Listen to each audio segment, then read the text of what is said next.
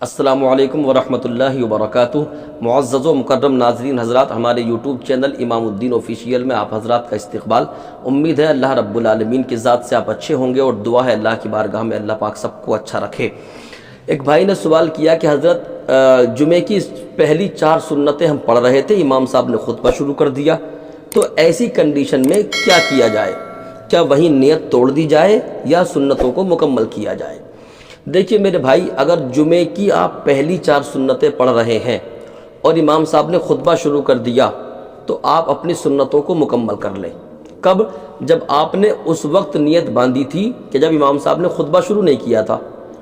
اب آپ نے 1 رکعت یا 2 رکعت پڑھ لی اور امام صاحب نے خطبہ شروع کر دیا، یا آپ نے نیت باندھ لی اس کے بعد امام صاحب نے خطبہ شروع کر دیا، تو آپ اپنی سنتوں کو مکمل کر لیں۔ امام صاحب نے خطبہ شروع کیا، اس کے بعد اگر آپ نے نیت باندھی تو اب نہیں باندھ سکتے آپ نیت۔ اب جو سنتیں پڑھ رہے ہیں یہ سنتیں نہیں مانی جائیں گی، کیونکہ اس وقت میں کوئی بھی عمل قابل قبول نہیں ہے جب امام صاحب نے خطبہ شروع کر دیا ہو۔ آپ کوئی تسبیح پڑھیں، آپ کوئی سنت پڑھیں، نفل پڑھیں، کوئی بھی عمل اس وقت میں قابل قبول نہیں ہے، کیونکہ خطبہ سننا واجب ہے اور یہ سنت ہے، تو واجب پر سنت کو فوقیت نہیں دی جائے گی۔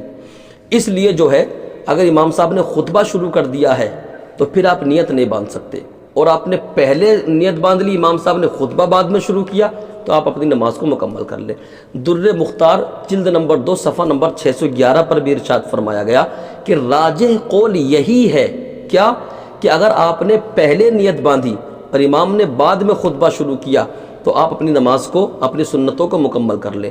اور آپ نے اس وقت نیت باندھی کہ امام خطبہ پڑھ رہا تھا یا امام صاحب نے خطبہ شروع کر دیا اور آپ نے نیت باندھ لی بعد میں، تو اب نہیں، اب آپ نہیں پڑھ سکتے، اب آپ نیت نہیں باندھ سکتے۔ اب اگر آپ پڑھ رہے ہیں تو یہ آپ کی جو سنتیں ہیں یہ نہیں مانی جائیں گے، کیونکہ اس وقت میں آپ واجب کو ترک کر رہے ہیں اور واجب پر آپ سنت کو فوقیت دے رہے ہیں، اور یہ نہیں ہو سکتا۔